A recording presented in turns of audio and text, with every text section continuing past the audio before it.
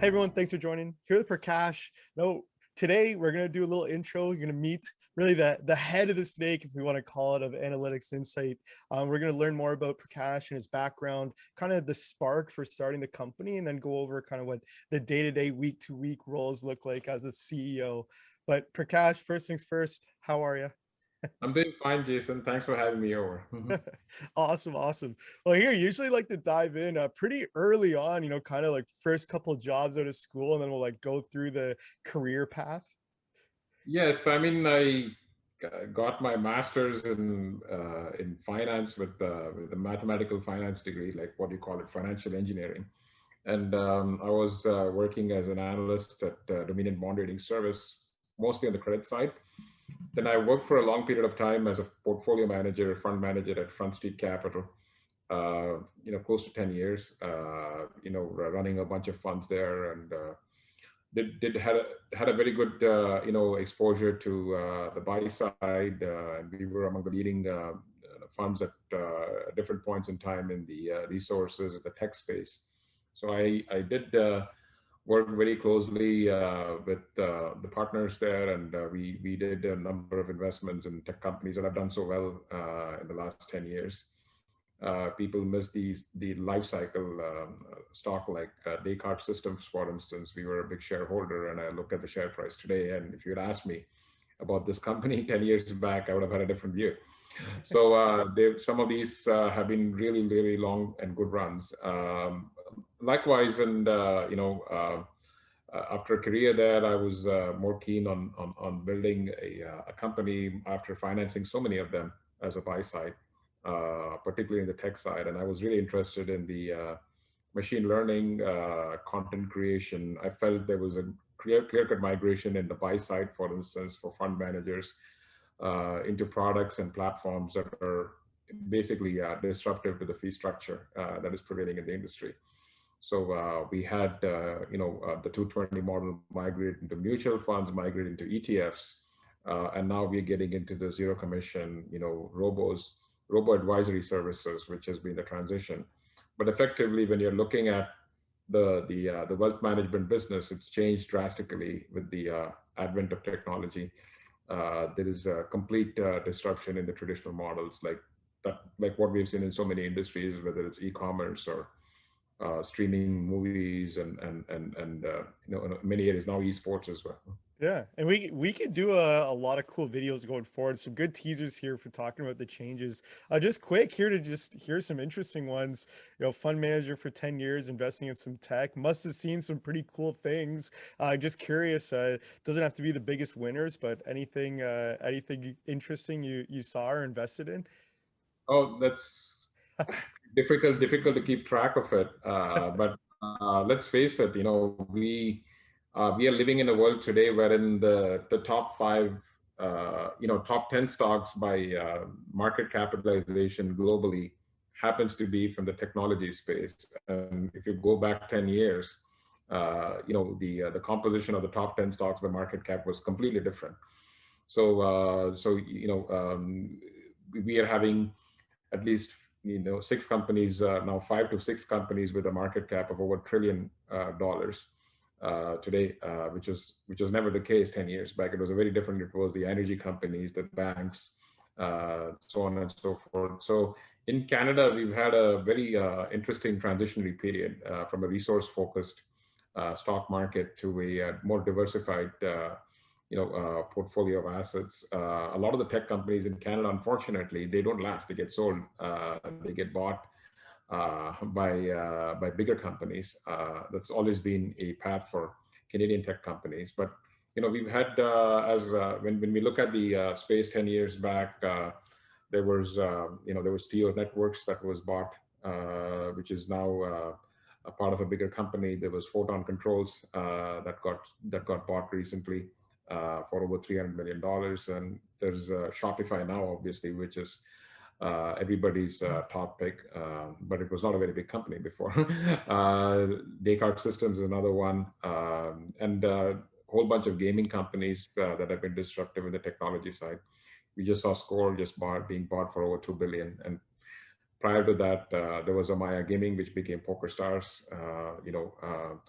a lot. Bay Street and Front Street Capital were heavily involved in a lot of these companies as investors. So we looked at that. There was also private companies that got bought before they went public too. Like there are a bunch of companies in the Marsh Center in Toronto that are private. They were sold before they were public.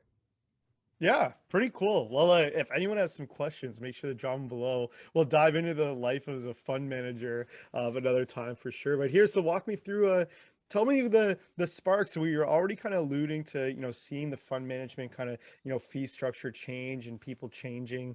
Walk me through the spark for analytics and kind of what made you say, hey, from the fund manager side to let's start one.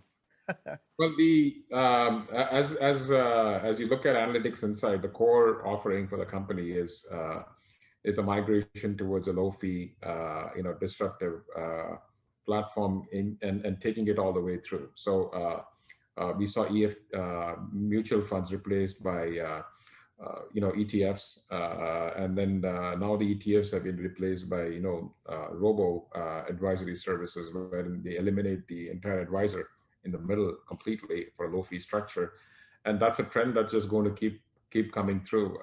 We just saw what's happened with Robinhood with the zero commission, low commission stock trading platform. Almost everybody is watching the transformation of the wealth management and the investment business.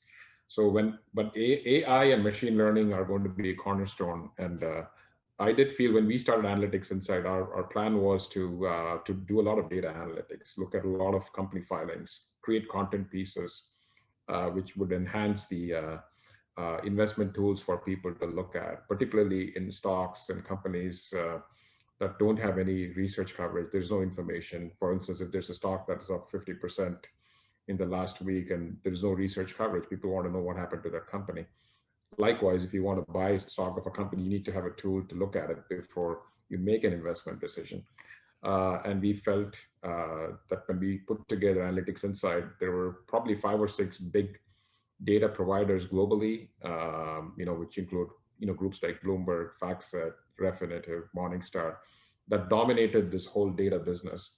And they are the go-to gatekeepers for financial data, but they're all in the raw form. So we wanted to work with, be a disruptive force in that business to take that raw unstructured data and give meaningful content, which is a route that these big data providers haven't been able to go for, simply because of the cost curve and the technology disruption that AI and machine learning brings in.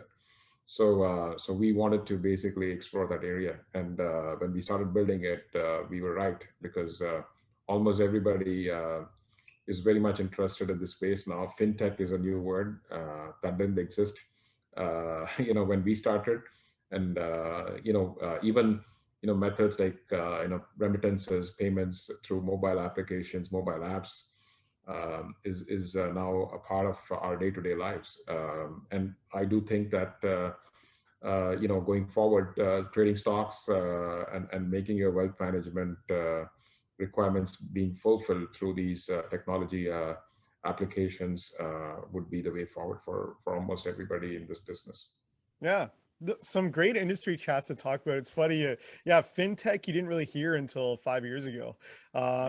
and even 5 years ago it was like fintech. What's fintech? So extremely interesting. We'll go into that kind of emerging business and where you're seeing things go. And now, really my last question for you is, now walk me through kind of, you guys build these awesome pieces of software and we'll do deeper dives into them. But walk me through kind of what your day-to-day, week-to-week looks like now with an operating platform, as the CEO of analytics. Well, it's quite busy. Number one, the day-to-day operations have changed because everybody is virtual right now, given the pandemic situation. And actually, if we do live in a world wherein there's going to be hybrid working, companies like AnalytixInsight, cloud-based companies, are going to be more and more powerful tools for people to operate their businesses. So we have seen this transformation dramatically the last 1 year. We are very keen on developing the stock trading platform, making it very robust with bells and whistles of machine learning and data analytics as a part of the offering. So we are very busy in getting that platform live and up and running, which is actually underway currently. We got our license in April, and we have also have a partnership with among the biggest banks in Europe right now, who are looking to migrate a lot of their customers over to this platform. So that's a big shift in the business model that we've had for a few years prior to this. So it's a scale up of the business at that point in time. We are also adding a lot of features within the AI toolkit that we have developed, which are very unique. We announced the ESG initiative, for instance, and we'll be adding a number of features for companies for wealth management tools, which will be very unique toolkit that will be a part of the whole offering. So uh, we're busy. We have a number of projects, a number of deadlines in front of us and milestones that we're looking to hit as a company. And I think in the next 1 year or so, we have a roadmap in terms of what we're executing on, what we're developing, and what we're building. And it's going to be very interesting to see how the company lands after that, when we are live with our trading platform, live with some of the updates on our AI and machine learning piece, and at the same time, have stronger strategic partnerships that we're building through a number of initiatives. Yeah, no, and lots of teasers for things to That's a, come. I'm not, that's a good it's hard to. I'm gonna say we'll get into these at another time, but wow, the passion and obviously the tools are extremely exciting. I know we just gave people a little bit of a kind of look under the hood. Talking to Scott about kind of the platform, and I'm sure we'll get a ton of questions that we can go through as well with you. But extremely exciting. Thanks so much for joining. Anything else? Last chance. Anything else about yourself you want to put in this video? Nothing other than the fact that I'm extremely delighted to be a part of this change that we are seeing in the business, because I have been a part of the buy side, making investment decisions and picking stocks and looking at opportunities. We're looking at a very interesting credit cycle unfold here for the next 2 or 3 years. With this massive amount of stimulus in the market, and it's going to be a hybrid, different work life balance, working from in hybrid locations, managing teams in Europe without being there through the virtual environment is a reality. And I'm delighted that I'm a part of this process. So personally, I couldn't have been more exciting, because we picked a company to build that never actually saw these situations unfold in society.